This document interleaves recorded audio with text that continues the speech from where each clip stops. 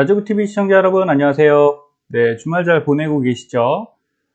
오랜만에 영상을 찍는 것 같습니다. 제가 출장을 좀 길게 내려와서 그래도 TQ는 분위기 나쁘지는 않아요. 잘 지켜지고 있고요.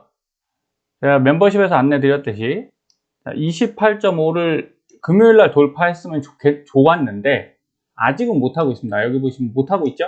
네, 그래서 조금 더 지켜봐야 되고, 지금은 저는 그래도 아직 6은 상승으로 보고 있습니다.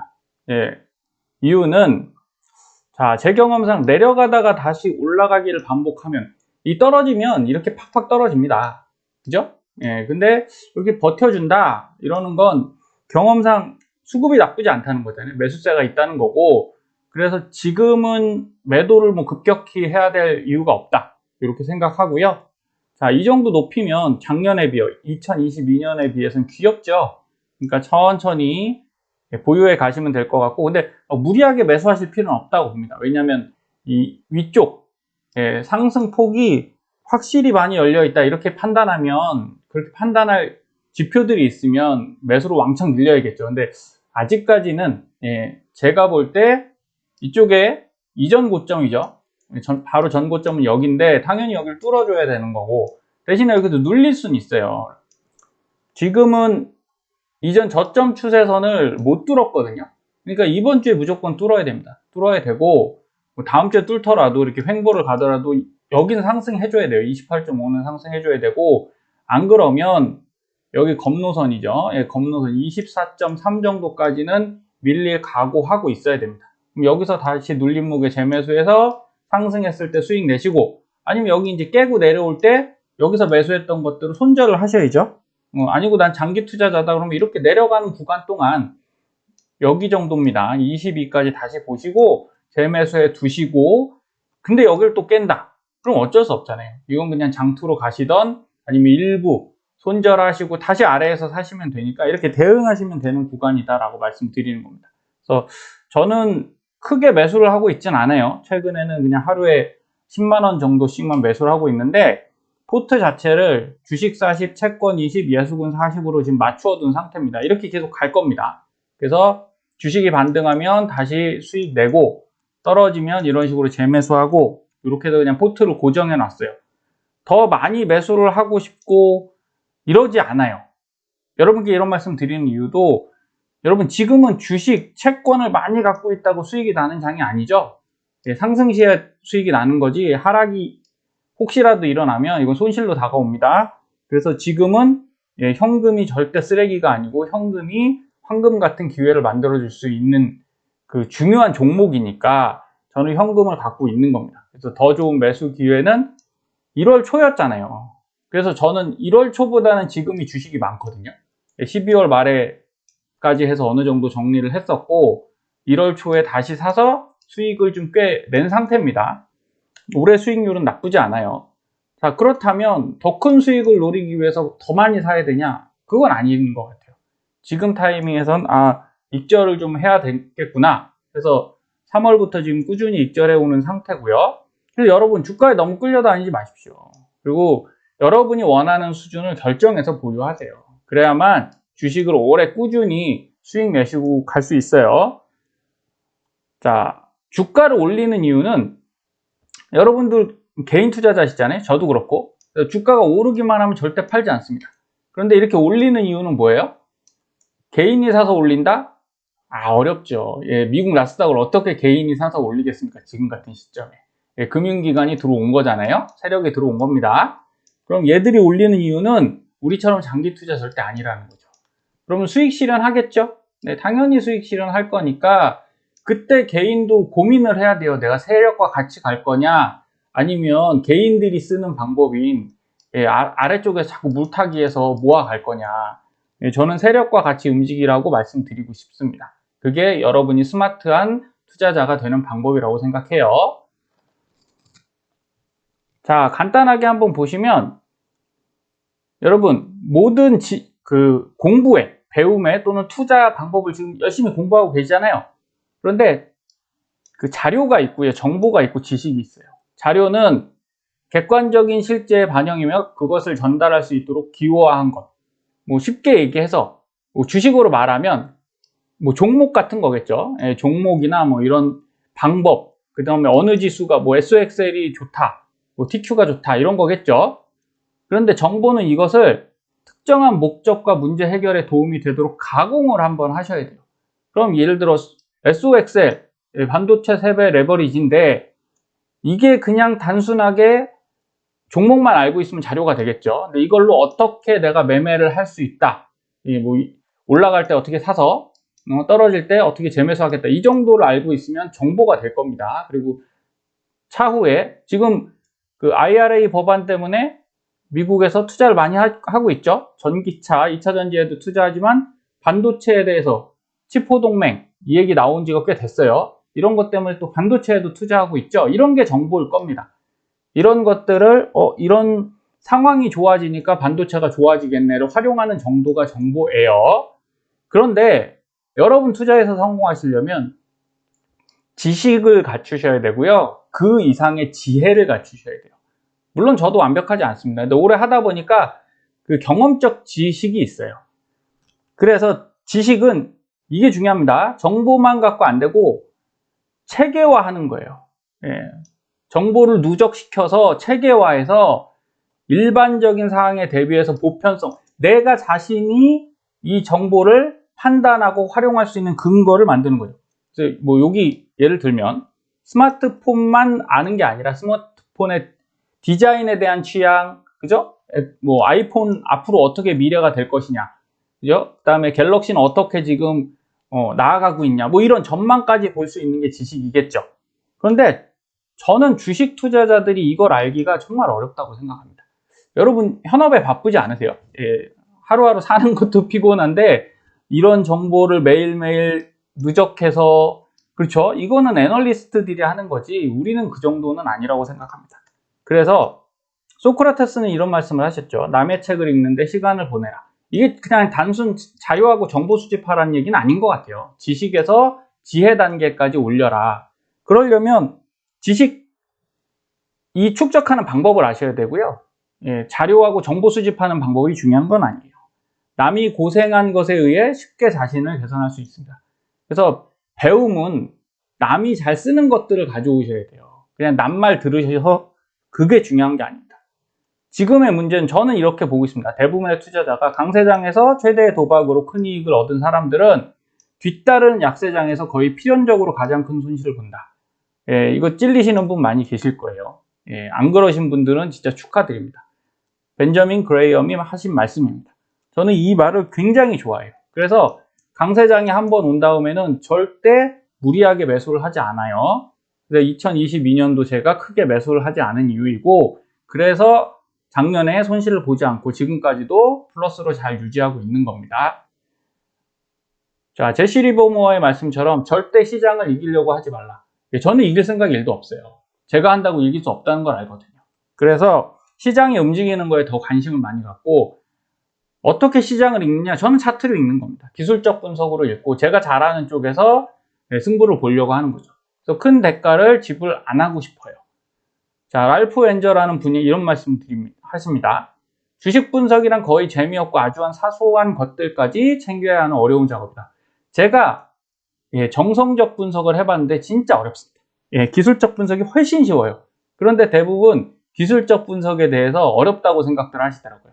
여러분 정성적 분석은 정말 힘듭니다. 그 회사 내부에 일거수일투족을 어떻게 알겠습니까 우리가. 그래서 어려운 거를 넘어서 저는 거의 불가능한 것 같아요. 이건 진짜 업계에서 20년 정도, 10년, 20년 하신 분들이 하실 수 있는 거니까 개인이 할 수 있는 영역은 극히 제한적이다. 이런 정도만 생각하시면 될 것 같습니다. 그래서 적정한 가치를 매기는 훈련을 충분히 쌓지 않는다면 주식 투자가 패가 망신의 지름길이 될 것이다. 저는 이 말도 공감합니다. 그래서 재무제표 되게 열심히 보거든요. 그래서 이걸 제대로 한번 배워보려고 제가 옛날에 한 4년 동안 공부를 했었어요. 그래서 찰리 먼거께서 이런 말씀을 하셨죠. 주식 고르는 법, 버핏도 배웠다. 아, 이거 어렵습니다. 찰리 먼거의 1단계, 공자의 이론으로 잘 아는 분야에만 집중하고요. 이렇게 단순하지 않아요. 두 번째, 2단계 다윈이즘, 이거 다 정량적 경영진 평가까지 합니다. 근데 솔직히 경영진 평가를 우리가 어떻게 하죠? 그 매거진들 있어요. 더 리더 뭐 이런 거. 저 읽어봤는데 다 좋은 얘기만 나오지 나쁜 얘기 안 나와요. 그래서 야, 이거 어렵다. 그리고 경영학도 배워야 되고요. 그 다음에 벤자민 그레이엄께서 쓴 기업 분석이라는 책이 있거든요. 와, 제가 읽어본 책 중에 가장 어려운 것 같습니다. 예, 이거를 제가 원전을 갖고 한 3번 정도 읽어봤는데 아직도 잘 이해를 못하겠어요. 왜 이런 말씀 드리냐? 여러분, 그만큼 제대로 하는 건 어렵습니다.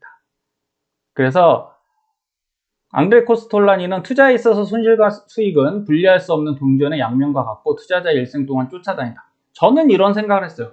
이 과정을 겪다 보니까 야, 이거 정성적 분석 진짜 어렵구나. 섣불리 달려들 게 아니구나. 내가 평생 주식을 하겠지만 정말 제대로 할 거 아니면, 우리가 워렌 버핏 얘기를 하지만 이 어르신이 그냥 술렁술렁 하루에 30분 한 게 아니잖아요. 네, 기업 보고서 뭐 많이 읽으시는지는 모르겠지만 항상 CEO들과 만나고, 그죠? 그러니까 이제 SVB 사태 딱 터지니까 지방은행장들이 일로 날아가잖아요. 이분은 앉아서도, 고위층은 그렇죠. 앉아서도 모든 정보가 이 발 아래로 쭉쭉쭉쭉 빨려 들어올 겁니다. 그리고 예전에 그런 얘기 하셨어요. 워렌 버핏께서. 가만히 있어도 기업에서 투자해달라고 엄청나게 온다, 사람들이. 그럼 그 사람들만 만나도 이분은 배우는 게 우리랑 차원이 다르겠죠. 그래서 그런 것들을 따라할 생각이 제가 별로 없습니다. 그러면 쉽게 할 수 있는 거는 뭐냐? 실패에 대한 진지한 분석. 내가 실패했던 원인만 바꾸시면 되거든요. 저는 과거에 제가 실패했던 이유들을 쫙 나열해서 이렇게 체크해 본 적이 있어요. 근데 이유는 딱 하나였습니다. 떨어지는 걸 사면 대부분 실패를 하더라고요. 그래서 제가 항상 강조드리는 건 상승하는 주식을 사셔라. 이 말씀을 드리는 겁니다. 여러분이 할 수 있는 영역과요, 할 수 없는 영역이 있어요. 근데 할 수 없는 영역까지 다 하겠다고 완전 완벽주의의 성향을 보이시면 주식은 굉장히 피곤한 일이 됩니다. 그래서 전 적당히 하실 건 적당히 하시고 내가 잘하는 영역으로 꼭 승부 보셔라, 이 말씀 드리는 거예요. 피터 린치께서 자신이 어떤 주식을 왜 갖고 있는지 납득할 만한 이유를 말할 수 있는가? 여러분, 이거 하실 수 있죠. 있는데 중요한 건 이걸 진짜 내가 생각해서 만든 건지, 그 이유를 내가 갖고 있는 건지, 아니면 남들이 이렇게 좋다고 얘기를 해서, 흔히 최근에 2차전지 유명하신 분 있죠. 금양의 배터리 아저씨 있으신데 저는 그분에 대해서 좋다 나쁘다 생각은 없어요. 근데 하나 갖고 있는 생각은 굉장히 똑똑하시고 굉장히 정보를 많이 갖고 계십니다. 그런데 너무 이제 한쪽으로만 치우치는 경향도 없지 않다. 그리고 그분이 금양의 홍보이사잖아요. 금양의 홍보이사시니까 계속 그 얘기를 하니까 금양 주가가 미친 듯이 날라오르죠. 역할을 제대로 하고 계신 거다라고 생각이 들어요. 그렇다고 2차전지의 밸류에이션이 그분 말씀처럼 무조건 상승할지는 저는 잘 모르겠습니다.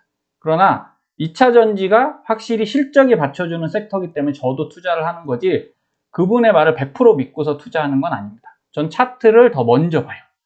그런데 그분께서 차트를 말씀하시는 적은 없죠. 항상 보면 2차전지의 사업성을 말씀하시죠. 그럼 정성적 분석을 그분은 더 잘하시는 거고, 저는 차트를 보고 대응한다. 왜? 제가 잘하는 거고 개인이 할 수 있는 가장 쉬운 방법이거든요. 그렇게 말씀드리는 겁니다. 이 주식은 반드시 오를 것, 이런 거는 별로 중요하지 않다라는 거죠. 여러분, 2차전지가 진짜 계속 오를 거다, TQ가 계속 오를 거다, TMF가, 금융주가 오를 거다, 이런 생각 하시면 전 그 순간부터가 손실을 잉태하고 있다고 생각을 하는 겁니다. 그런 위험한 생각이에요. 그런 걸 빨리 버리시고, 여기 보시면 이제 독도법이라는 게 있습니다. 지도를 읽는 거죠. 군대 가시면 좀 배우는데 저는 이게 되게 어렵더라고요. 왜냐하면 딱 지도하고 나침판 주고요, 찾아가라고 해요. 그런데 북쪽으로 나침판 보고 계속 가면 갈 수 있거든요. 근데 중간에 장애물 있고 뭐 이렇게 왔다 갔다 하잖아요. 안 해보니까 모르겠다는, 간단하잖아요. 그러니까 나침판이 북쪽 가리키는 그 지형지물을 찾아서 간다. 이 말은 쉽지 실제 가보지 않으면 어렵습니다. 똑같은 거예요. 그래서 여기 강한국 작가님이 마크 미너비니, 이분이 굉장한 트레이더라고 요새 많이 말씀해 주시는데, 이분의 원리가 뭐죠? 영상 들어보니까 되게 도움되는 내용이에요. 꼭 한번 들어보십시오. 상승하는 거 사라는 거예요. 사서 상승하는 영역에서 2차 상승 때 따라잡다가 횡보, 위쪽에 횡보 타는 때 있죠? 이때는 정리해라. 그리고 떨어질 때 절대 사지 말아라. 제가 드리는 말씀과 크게 다르지 않습니다. 그래서 저는 이분 말씀 듣고서 하는 게 아니라 제가 실패했던 이유를 분석했더니 아, 이거랑 똑같다. 그래서 그렇게 한다. 이렇게 생각하시면 됩니다. 그래서 오늘 제가 썸네일 제목에 이 라인을 주목하세요라고 한 건 이전에 말씀드렸던 검노선입니다. 진짜 중요한 거고 앞으로 여러분 그것만 아셔도 돼요. 제가 사용하는 차트를 최근에 이제 그 마스터분들, 제 멤버십 마스터분들 위해서 조금씩 바꾸고 있거든요. 근데 크게 바꾼 게 아니라 여러분 이것만 보세요. 예, 제 말이 틀리는지 맞는지 이것만 보십시오. 딴 거 다 필요 없고요. 이 옥색의 영역만 보십시오. 자, 여기 보시면 요때만 사고 보유하시면 돼요. 일봉입니다. 자, 이 신호가 떴죠? 지금 보니까 과거에 다 뜬 건데 지금 어떻습니까? 옥색이죠? 그러면 지금 보유하고 계셔야 돼요? 파셔야 돼요? 보유죠, 보유. 여기 보시면 이 옥색에서 사서 옥색이 끝날 때까지만 갖고 있었으면 수익입니다. 맞죠? 예, 여기 하락입니다. 매도해야 돼요. 그런 다음에 다시 올라올 때 옥색이 여기서 발생했죠? 그럼 여기서 샀고 그럼 쭉 올라와서 여기서 매도를 했다고 칠게요. 구간이 작죠? 예, 매도를 했어요. 그래도 이 구간 결코 작지 않습니다. 예, 30달러에서 20달러, 10달러 차이에요. 그리고 나서 다시 샀다고 칠게요. 옥색이 나와서 다시 샀어요. 이 구간 동안 수익이죠? 그러면 여기 없어졌죠? 그럼 매도를 했다고 칠게요. 40달러에서 20달러입니다. 5달러 되겠네. 20달러 되겠네요. 23달러? 네, 한 요 정도 될 것 같습니다. 엄청나죠? 예, 그럼 이때 팔았다가 다시 옥색 나왔을 때 사고. 근데 요 짧은 구간은 뭐 일부 보유하면 되겠죠. 네, 일부 보유하시고 대신 분명한 건 뭐다? 예, 옥색이 아닌 영역에선 비중을 줄여라. 그런 다음에 다시 옥색이 나타났을 때 사는 거죠. 사면 또 수익 쭉 나죠. 여긴 어떡합니까? 또 매도, 일부 매도 했다가 또 수익 나죠. 그 다음에 일부 매도 했다가 다시 수익 납니다. 예, 끝쪽에 갔을 때 분명히 다 수익이 나요, 옥색에서. 그러면 이 위쪽에 제가 화살표를 만들어서 넣은 게 있어요. 거의 고점에서 화살표들이 나오는데 여러분 차트에서는요, 이 화살표가 나와서 떨어지는 게 아니에요. 떨어지기 때문에 화살표가 나오는 겁니다. 그러면 이렇게 보는 거죠. 자, 화살표 나오고 떨어졌는데 다시 반등했죠. 이거 의미가 없다는 거예요. 어차피 반등해봐야 그 다음에 떨어지면 어떻습니까? 똑같잖아요. 그럼 이 차트상에서 이 옥색이 여기 없죠? 예, 이 구간 동안 당연히 매도입니다. 매도. 예, 여기선 사는 게 아니고 비중을 줄이는 거예요. 그러면서 참고하셔야 될 건 뭐다? 이 검노선 있지? 이건 조금 이따 설명드릴게요. 검노선을 깨고 내려왔잖아요. 쭉 이렇게 밀렸죠? 이럴 때 사시는 게 아니다라는 겁니다. 그럼 우선 옥색에서 여기는 사는 게 아니죠? 그런 다음에 언제 삽니까? 예, 여기서 사는 거예요. 옥색 부분. 그러면 큰 수익은 아니더라도 50에서 60, 10달러 정도 수익을 보겠죠. 그런 다음에 또 내려가면서 여기 없죠? 예, 여기는 안 사고 여기에서 사는 겁니다. 그러면 또 20에서 30, 한 5까지 수익이 나겠죠? 또 없어요. 여기 매도, 여긴 다시 사고, 매도, 사고, 그죠? 매도, 지금 매수지 않습니까? 그럼 지금 사고 보유하는 거 맞죠? 네. 어려운 게 아닙니다. 여러분 이것만 아셔도 충분히 다른 정보보다 훨씬 좋으실 거예요. 이게 바로 지도를 보는 거예요. 여러분 내비게이션을 갖게 되시는 거고, 자, 일봉에서 조금 더 자세하게 보겠습니다. 그래서 이 일목균형표의 기준선, 요게 이제 검노선이에요. 제가 말하는. 요거는 세팅해서 쓰시고요. 바로 이 선입니다. 이 선이어서 상승 시에는 이 선 위로만 움직여요. 이렇게 보시면 올라갔다가 내려갔다, 그죠? 예, 올라갔다가 내려갑니다. 그러면서 하락이 어떻게 되냐? 이 기준선을 깨고, 요 검노선을 깨고 내려올 때 하락이 발생하는 거죠. 그러면 아까 이 옥색이 있는 구간에서만 보유하면 되겠죠? 예, 됩니다. 그 다음에 내려가는 구간, 옥색이 없죠? 그리고 언제 사면 돼요? 이 옥색이 생기는 이 구간. 이때 사면 됩니다. 이때. 예, 이렇게만 하셔도 여러분 충분히 잘 수익을 내실 수 있다. 그럼 지금 한번 보겠습니다. 지금 어떻다? 옥색이 있어요. 네, 분명한 건 옥색이 있고 검노선 위에 있죠? 그러면 작은 하락, 여기서 28.5를 못 가서 좀 밀리더라도 여기까지 가더라도 이 옥색이 있고 검노선 위쪽에만 있으면 우선 보유를 하셔도 된다. 그래서 여기서 재매수 하셔도 된다라고 제가 말씀드리는 겁니다. 자, 이게 바로 지금 상승 추세, 마크 미너비니가 말한 상승 추세에서 우리가 주식을 보유하는 것입니다. 그래서 이때 잘 하시고, 대신 이때 왕창 사면 된다 안 된다? 안 되죠. 예, 이걸 많이 샀을 땐 피곤합니다. 그리고 차트에서 보더라도 지금 이렇게 선들이 위쪽으로 가는 분위기거든요. 아직은. 예, 일봉상 아직 안 꺾였어요. 예, 조금 눌리는 건 있지만 조금 기다려 볼 필요가 있고, 이전 고점이 여기기 때문에 여길 딱 지켜줬죠, 지금. 네, 그러니까 조금 더 지켜보실 필요가 있다.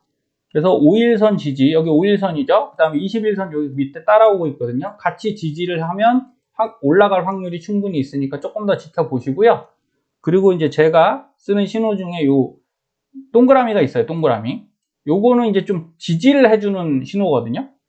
그래서 여기도 보시면 동그라미 있으니까 확 내려가기보다는 이렇게 올라가죠. 여기서도 동그라미 있으니까 반등 나오죠. 여기서도 동그라미 있으니까 반등, 그 다음에 이쪽도 반등 나오고 있고, 여기서도 이렇게 이러니까 물론 이렇게 했다가 밀릴 수 있습니다.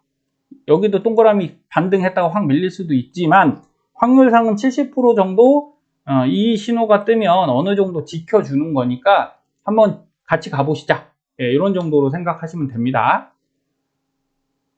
자, 그러면 이런 것들을 알기 위해서 이런 차트를 쓰는 거고요. 그래서 저희도 이렇게 고객센터에 이런 것들을 유료로 활용하실 분들에게는 할인해서 제공해 드리고 있으니까 관심 있는 분들은 전화를 하시되, 저희가 뭐 콜센터가 아니어서 상주를 하는 게 아니에요. 상담 전화를 누적으로 받아갖고 콜백 해드리니까 뭐 전화가 바로 안 된다.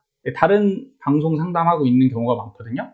상담원이 많지 않습니다. 저희가 대기업이 아니다 보니까. 그러니까 그런 거는 조금 유의를 해주시고, 자, 이 고점에서는 어떻게 됐냐? 아까 이런 겁니다.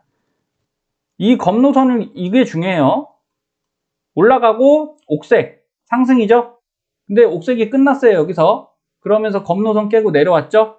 자, 횡보하면서 깨고 내려오면서 왕창 깼을 때 색깔이 없죠, 옥색이. 그럼 이거 매도를 해야 된다는 겁니다, 여러분. 그러면서 매도 신호들이 이렇게 뜨죠? 그래서 그때 당시에도 웬간하면 알 수 있어요. 그러니까 너무 욕심 안 부리시면 됩니다. 여기서도 내려갔다가 이 회색 선에 회색 영역 들어가면 매도 신호거든요.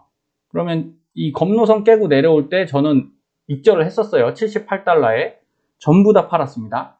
그러니까 이런 것들을 여러분들이 익히시면 앞으로 하락에도, 상승을 하든 하락을 하든 우리는 지켜갈 수 있는 거죠. 대신에 하락장이 시작이 되면 말씀드렸다시피 내려가면요, 올라가도 이 검노선을 잘 못 뚫어요. 반등을 못 가고 여기서 부딪히죠.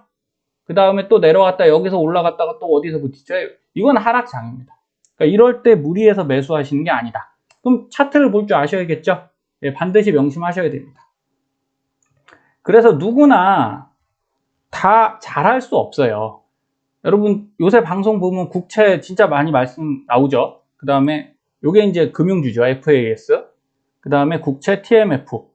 제가 다 사고 있거든요. 예, 다 사고 있는데, 여기 속수술도 있고, TQ도 있는데, 희한하게 제일 지금 수익 높은 거는 KORU입니다. 예, 이거 목요일에 자료인데, 제가 금요일 날도 보니까 더 올라가고 한 12%? 예, 이 정도 되더라고요. 물론 FAS도 올랐어요. 예, 그래서, 근데 아직도 KORU가 더 높습니다. 우리나라 3배 레버리지인데 어느 유튜브 방송도 어느 뉴스도 우리나라가 제일 좋다고 지금 나오는 거 없죠? 예, KORU 유튜브에서 전 본 적 없는 것 같아요. 뉴스에서도 본 적이 없습니다. 예, 물론 국내 투자하시는 분들은 그냥 국내 레버리지 사겠죠. 이걸 안 사고. 근데 저는 일부러 이거 삽니다. 왜냐면 달러 베이스라 사는 거예요. 예, 해칭 목적으로. 이렇듯이 알 수 없어요. 어느 전문가도 이 영역이 좋을 거다라고 말하는 거지, 이 많은 ETF 중에 이게 최고의 수익이 날 거야 라고 찍을 수 없다는 거 반드시 명심하시고, 여러분들 생각보다, 자, 채권 얘기 이렇게 막 나오는데 저는 약간 우려가 돼서 말씀드리는 겁니다. 어느 분들은 10년에 한 번 오는 채권의 최고 투자 기회라고 하시고, 그죠? 그 다음에 채권으로 마음 편하게 투자하라. 많이 나오시는 센터장님이죠. 이분도 그렇죠. 예, 홍춘욱 박사님. 혼돈의 미국채 시장. 근데 또 어딜 보면 이제 드디어 채권이 몰리니까 이런 말 나옵니다. 장기채는 주식보다 훨씬 위험합니다. 여러분, 인플레이션 상태가 지속이 되면 장기채는 아직 하락이 완전히 끝난 게 아니에요. 또 떨어질 수 있습니다. 그래서 폭락을 얘기 드리는 게 절대 아니고, 금리가 고정되고 인플레이션이 오르면 상대적으로 어렵다라는 거예요. 그래서 천천히 사셔야 된다. 그리고 또 어떤 분께서는 장기 국채 텐트럼까지 얘기합니다. 이제 발작 증상을 보일 거다. 이렇게 보면 과연 내 돈을 누구 말 믿고 투자를 하겠느냐, 이런 고민을 반드시 하셔야 돼요. 그래서 이전에 저는 이제 차트로만 말씀드리잖아요. 주로 이게 좋다 나쁘다를 미래에 대한 비전 이런 것들은 다른 유튜버 분들이나 애널리스트들이 더 잘하실 수 있어요. 그래서 전 그분들 말씀 많이 들으라고 말씀드립니다. 그런데 꼭 아까처럼 지식으로 받아들이셔라. 내 스스로 체계화를 하셔야 된다. 반드시 그래야 돼요. 그래서 이전 방송에 한 달 전에 제가 TMF를 가지고 이렇게 하다가 뭐 떨어지거나 이렇게 횡보를 할 것이다 라고 말씀드렸거든요. 그럼 TMF가 결국 오르긴 올랐어요. 이렇게 내렸다가. 그때 방송이 이제 4주 전이니까, 요때쯤 올라갔다가, 다시 내렸다가, 그죠? 올랐다가 다시 내렸는데, 여기 보면 하락 시그널이 이렇게 보이시죠? 그러면서 지금 검노선 밑으로 금요일날 내려왔거든요. 이게 반등할 수도 있지만 이게 좋은 시그널은 아니죠. 왜냐면, 말씀드렸듯이 거래량에서 음봉이 많거든요. 양봉은 뭐 세지 않잖아요. 딱 봐도 음봉이 더 많죠? 자, KURU 같은 경우 보면, 여러분, 흐름이 좋아요, 지금. 이렇게 쫙 상승하고 있고, 그죠? 그 다음에 여기 보시면 거래량 어떻습니까? 빨간색이 압도적이죠? 그러면 저는 이쪽을 더 투자를 하고 있습니다, 지금. 뭐 간단합니다. 차트상 이게 흐름이 좋으니까. 물론 옥색이에요. 둘 다 옥색인데, KURU가 옥색이 뜬 건 최근이에요.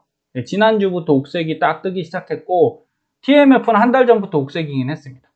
그러나 이게 옥색이라고 무조건 상승이라는 것보단 여기서 이제 한 번 더 갈 수 있겠죠. 한 번 더 가더라도 또 내려올 수도 있고, 이런 정도로 보셔야 돼요. 그래서 저는 흐름이 더 좋은 쪽에 투자를 한다.